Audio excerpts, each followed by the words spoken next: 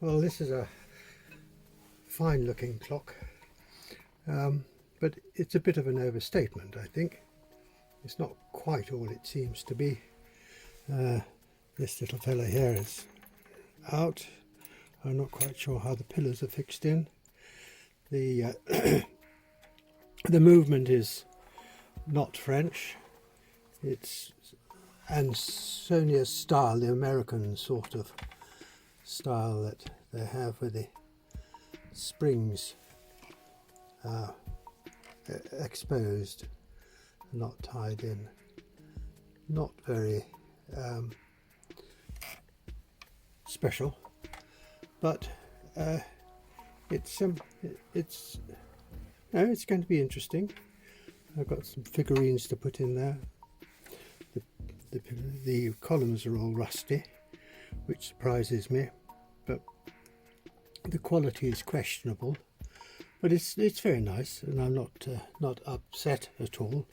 It's going to be quite exciting. It's pretty dirty, as you can see, in various places down there.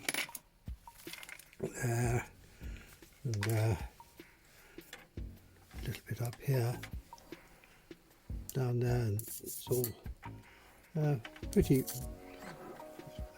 stained, and leaves me in a bit of a dilemma as to how I'm going to solve this, because underneath all this there may be quite a nice polish, but how I get to it I don't know. And I'd like to take this dome off, but I think that'll come off.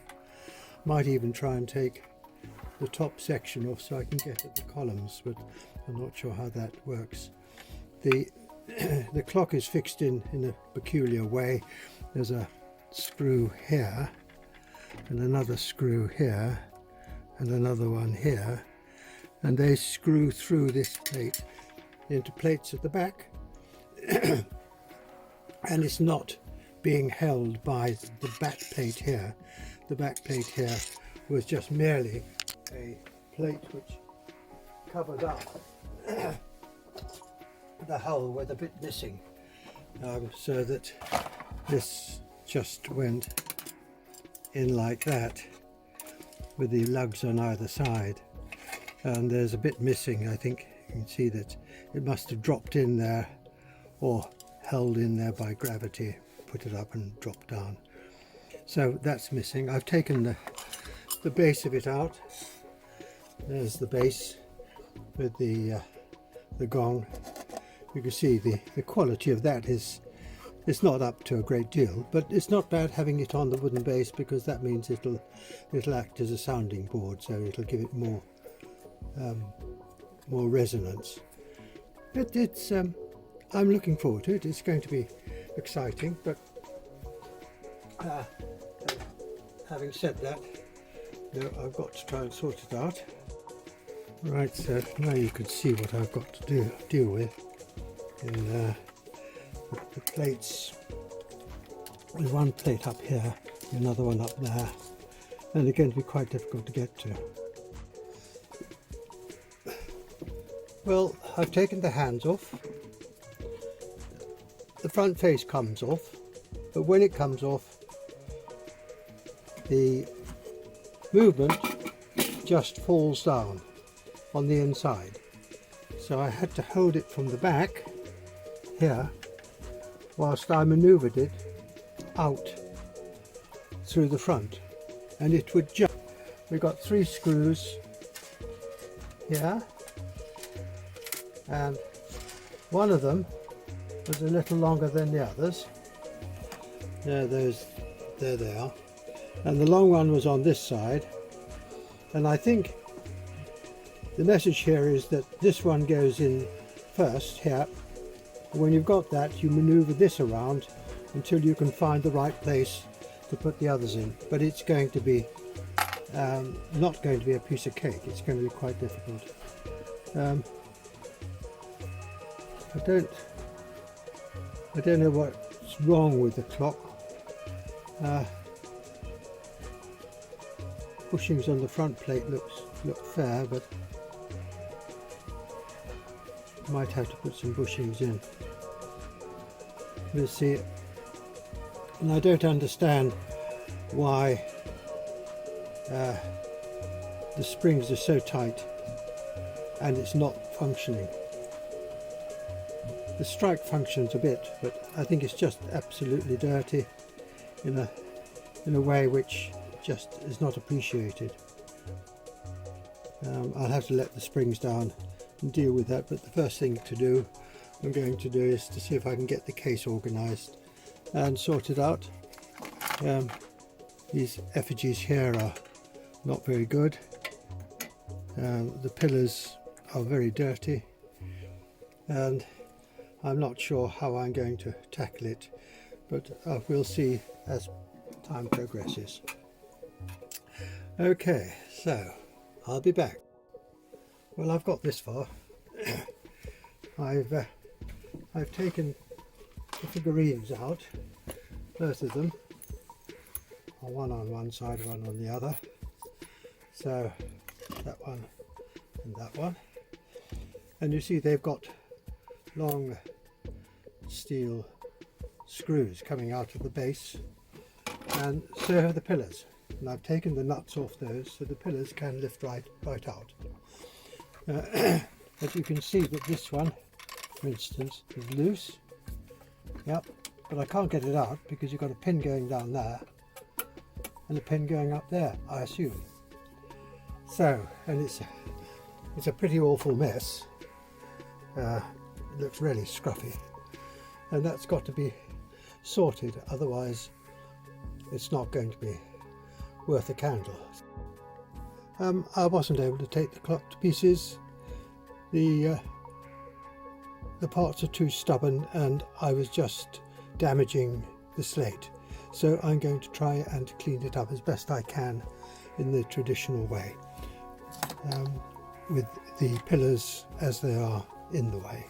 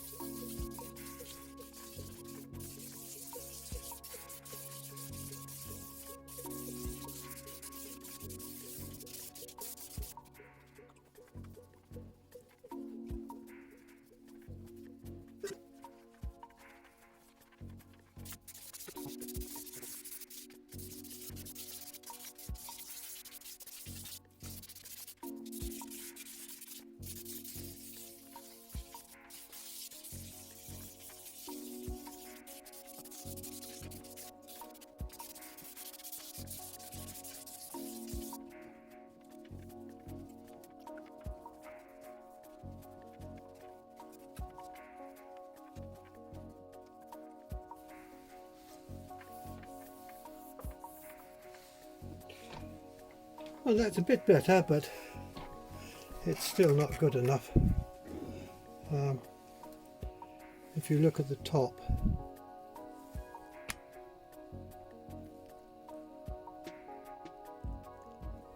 you can still see the mark of the top that was on here, the sort of doily shape. Can you see it? Let me see. There. Can't point really. The pointer starts taking the focus. So I'll have to have another go at that. I think that's what I'm going to do. And there's still some problems down here.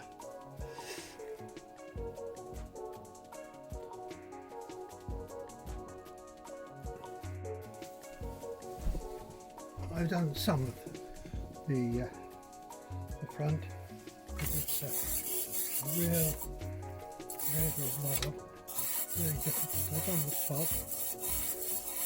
I want to clean up the columns. I've got a brass here, which doing it. I've done this section, I've got that section to do. But it's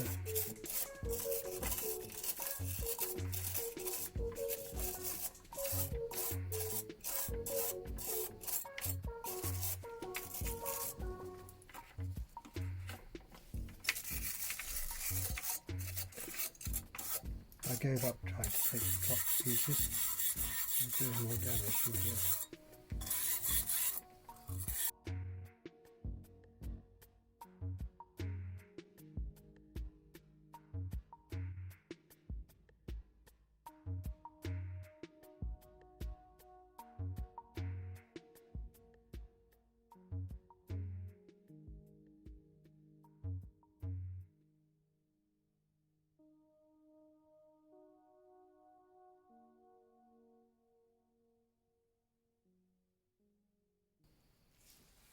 Well, below the black paint,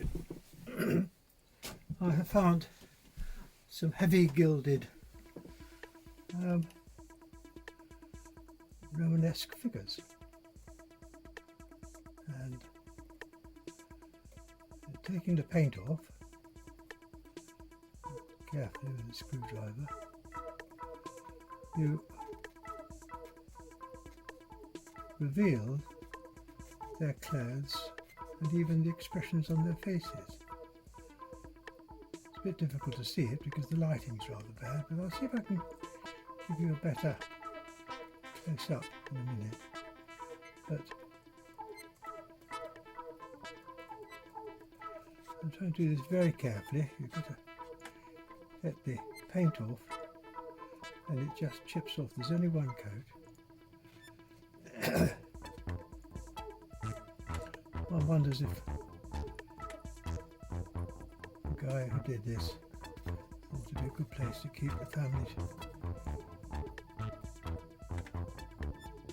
fortune. But this is, I'm quite certain it's not brass as it stands.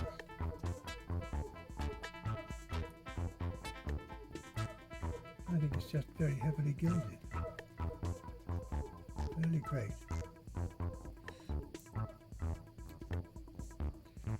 The black paint just comes off. The detail then is really quite amazing. See on this shield here, you can see all the little studs around the shield. You can see the expression of this face. I'll show you in a minute. Whereas this one you can barely see anything at all. And you can't see what his face looks like. You can see this dying fellow there looking up to heaven. And she's looking very serene, holding her spear. It's very difficult to get this off because you start taking it off and it peels back into the background as it does here. You've lost the spear, and you can just see this spear. Yeah, but when I take this off,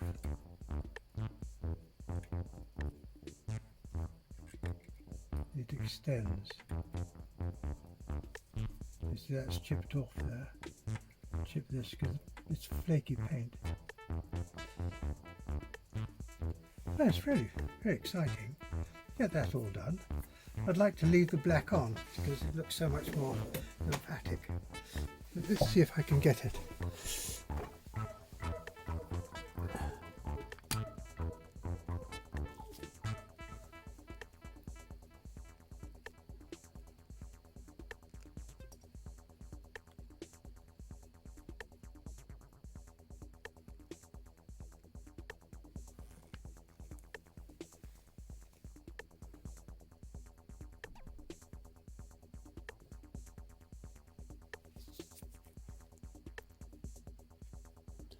I mean,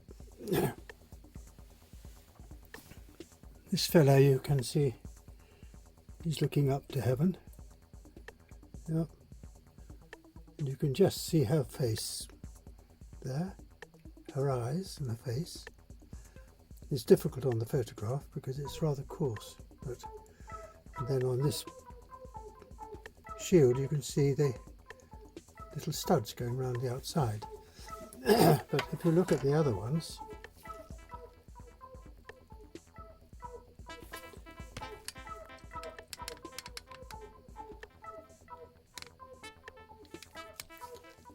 over here, let's see if we can get that in.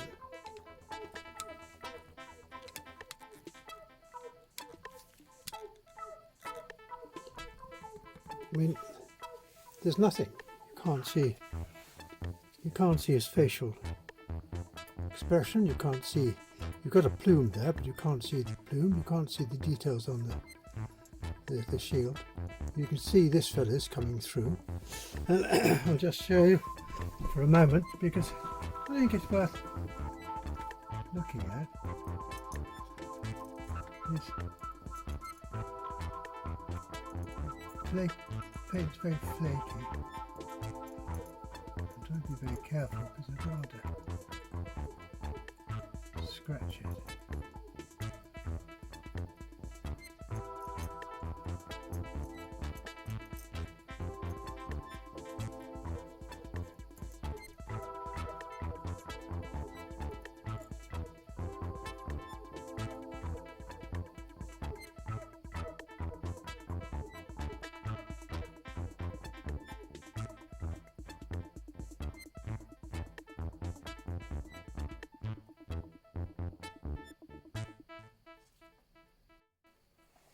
Well, I said I'd let you know how I was getting on. Here's the next stage, that I cleaned out the lumpy paint with a screwdriver very carefully, but it's very difficult to get all the residual little bits out. As you can see there, they're all tucked away and difficult to get out. They just take an awful lot of time. And you can see, I mean, for instance, that little bit on his elbow there, and these bits down here, they take a lot of time, and it's a bit soul destroying. I've taken an awful lot of time doing what I have done to clean it up. I think it's you know, as I say, that's a good start, but I then thought I would try and get that little residue out, and to do that I had to go on to a slightly different technique.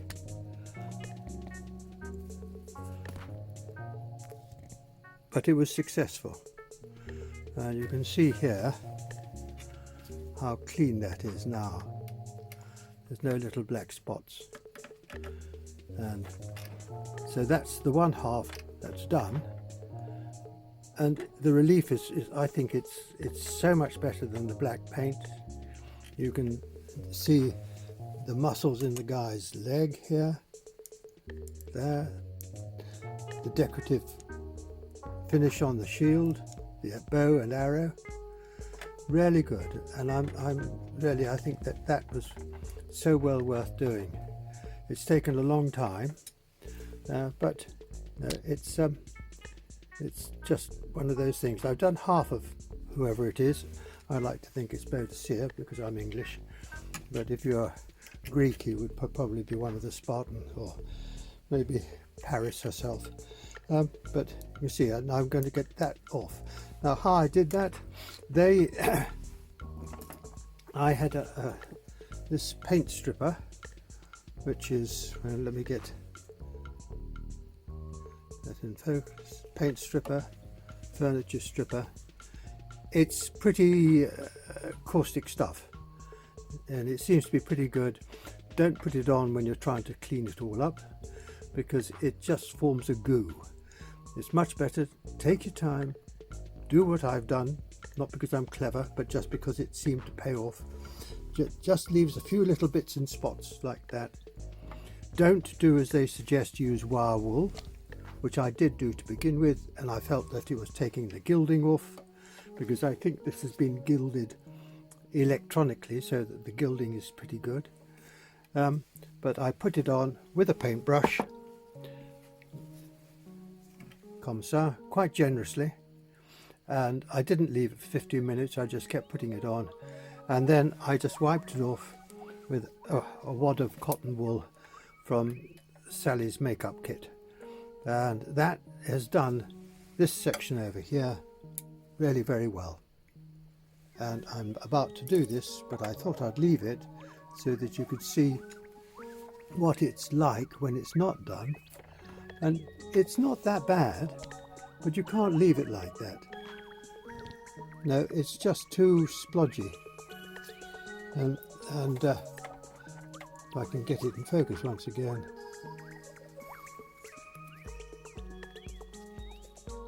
And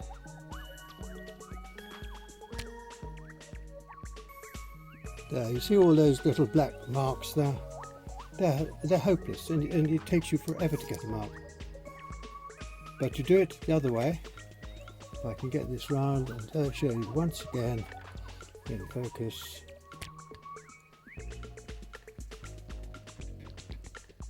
There. Frankly, I think that's bloody marvellous. Phew, they were tough in those days. Okay, I'm going to finish off and I'll come back later. Just as a matter of interest, I've always expressed my concern at sanding out or cleaning out the high polish that sometimes these clocks come with. This clock had quite a high polish on the top, but it had to be sacrificed because there were stains underneath it. And what I've done, I've cleaned the whole of the clock down more or less with 2000 grit, wet and dry. But I've made an exception with the top, and I'm going to polish this with Marblack and Bry Wax to see how it comes out, because I finished this and this dome on the top, in spite of the stains still around it. I hope they come out with 2000 exclusively. Then I had 250, 300, and finished, 2500, 3000 and 7000 grit to finish it off with. And then when I try and polish it, I'll do it as I said, and I will then see whether it's worth the candle to put so much extra work in and expense in trying to get a good sheen back onto it, or if there's going to be no real difference between the rest of the clock or my other clocks, in which case I won't go to that extent of trouble to try and get up to a lovely polish as they originally are. So we'll I'll come back and let you know how I get on.